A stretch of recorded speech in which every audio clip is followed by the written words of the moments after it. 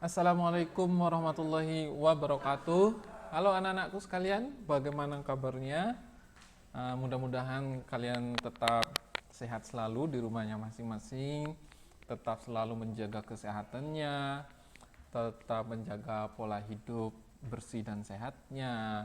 Ya, tahu kan caranya bagaimana ini pada saat masa COVID-19 ini? Selalu menggunakan masker, cuci tangan setelah beraktivitas, dan jangan lupa untuk makan makanan yang sehat, ya, bergizi dan sehat. Oke, baik anak-anak, ini video yang kelima ya, dan dua video ini yang sekarang sama yang kemarin kita khusus membahas perempuan ya. Yang sebelumnya itu kita bahas tentang siklus menstruasi, sekarang kita membahas fertilisasi dan kehamilan. Kok ada dua Pak yang membahas tentang perempuan? Iya, makanya dari video ini, dari materi ini kita tahu bahwa peran ibu, peran perempuan di dunia ini sangat berperan penting dalam rangka melestarikan generasi manusia di bumi ini. Oke, baik anak-anak, kita lanjut. Adapun tujuan pembelajaran pada video kali ini, yang pertama, setelah menonton video ini, kalian bisa menjelaskan pengertian fertilisasi dan kehamilan, dan yang kedua, kalian bisa menguraikan fase-fase dalam proses kehamilan. Nah, untuk membantu kalian belajar, silakan lihat di LKS-nya atau modul pengayaan yang sudah dibagikan kemarin pada halaman 12 dan 13. Oke, kita lanjut. Kita memulainya dari pengertiannya terlebih dahulu. Fertilisasi itu apa? Kehamilan itu apa? Nah, fertilisasi adalah proses pembuahan yang terjadi setelah sel sperma dan sel telur melebur menjadi satu. Nah, kalau sudah melebur menjadi satu, nanti akan terjadi proses kehamilan. Apa itu kehamilan?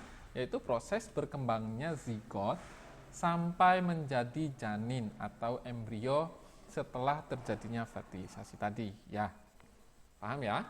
Oke, kita lanjut. Nah, dalam proses kehamilan seorang ibu ada beberapa fase atau tahap yang terjadi ya. Yang pertama yaitu fase morula, yang kedua blastula, yang ketiga gastrula, dan yang keempat organogenesis. Nah, oke, kita lanjut. Fase morula terlebih dahulu ya. Fase morula yaitu suatu fase pembentukan sel seperti bola. Ya, bentuknya bulat, bisa kalian lihat di gambar ini. Akibat pembelahan sel zigot terus-menerus. Nah, keberadaan antara satu dengan sel yang lain itu adalah rapat. Ini rapat ini, ya, dalam satu kesatuan. Nah, yang pertama seperti ini, satu sel kutub vegetatif yang membelah menjadi 2 sel, 4 sel, dan 8 sel.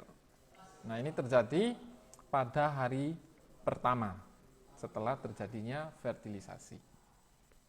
Nah, terus hari keduanya jadi 4 sel, hari ketiga menjadi morula seperti ini, 8 sel, dan seperti ini.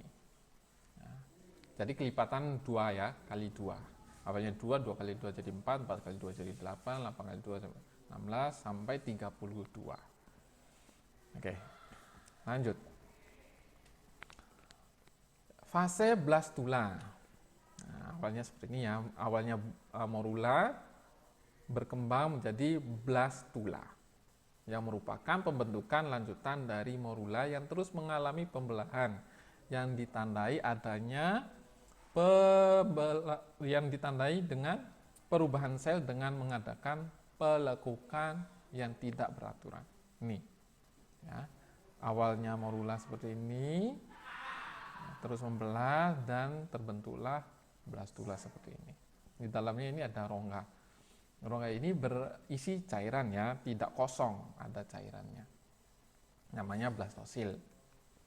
Oke, lanjut. Setelah fase blastula, masuk ke fase gastrula. Pada fase ini, pelekukan tubuhnya sudah semakin nyata dan mempunyai lapisan dinding tubuh embrio serta rongga tubuh. Ini perhatikan ya. Ini tadi blastula. Blastula mulai pelekukan tidak beraturan. Setelah itu terjadi masuk ke fase gastrula. Nah, ini mulai ada bentuk tubuh ya, lekukan tubuh. Ini lihat lekukan tubuhnya. Nah, pada fase gastrula ini ada bagian-bagian yang harus kalian perhatikan. Yang pertama ada ectoderm, yang kedua blastocele, yang ketiga mesoderm, dan yang keempat endoderm. Oke, apa ini fungsi-fungsi lapisan ini?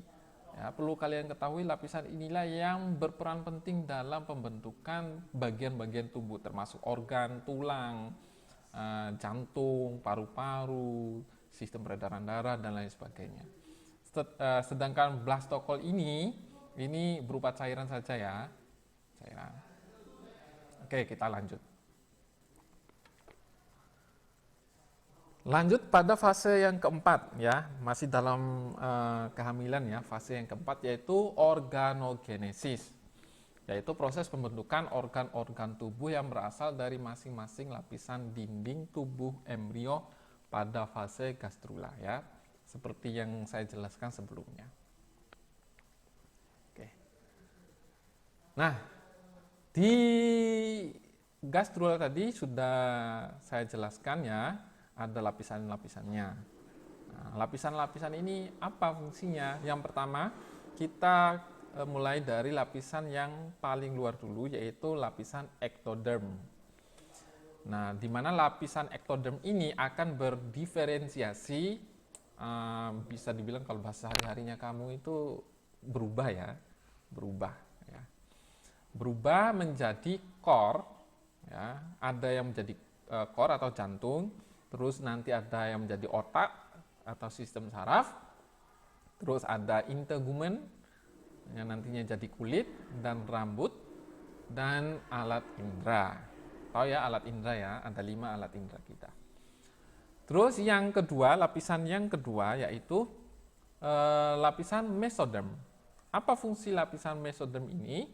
Jadi lapisan mesoderm ini akan berdiferensiasi menjadi otot rangka berupa tulang atau osteon, terus menjadi alat reproduksi. Alat reproduksi bisa nanti laki-laki atau perempuan. Nah, ini yang akan penentunya nanti ya. Nah, bisa laki-laki atau perempuannya.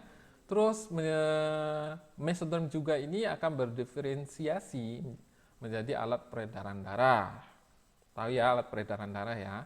Nanti akan kita bahas pada bab selanjutnya. Dan alat ekskresi. Oke. Terus yang lapisan yang ketiga yaitu endoderm. Endoderm ini ya perhatikan endoderm yang warna merah ini.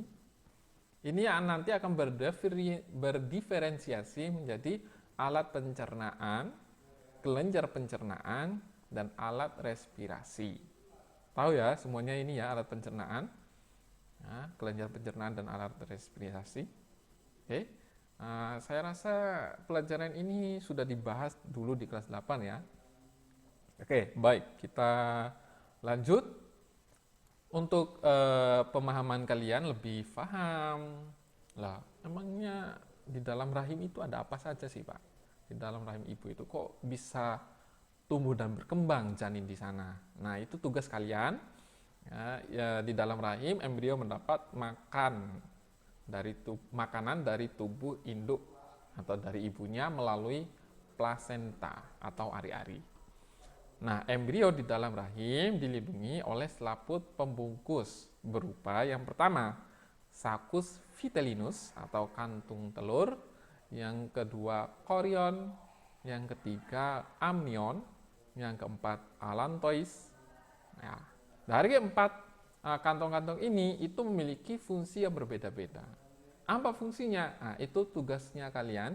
Silakan kerjakan di lembar yang sudah kalian ambil kemarin, difoto, dikirimkan ke grup kelasnya masing-masing.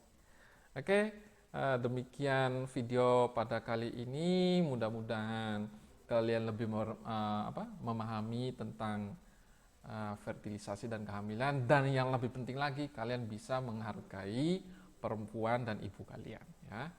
Tetap hormati orang tua kalian karena mereka yang sudah membesarkan kita dari proses yang sedemikian rumit ini sampai kalian bisa besar sampai sekarang. Oke, pesan terakhir, thank you and keep healthy. Jangan lupa ya, ketika keluar rumah menggunakan masker, jauhi jauhi berkerumunnya, apalagi dengan orang yang belum kalian kenal, dan setelah beraktivitas jangan lupa cuci tangannya. Oke, terima kasih. See you to next video, and wassalamualaikum warahmatullahi wabarakatuh.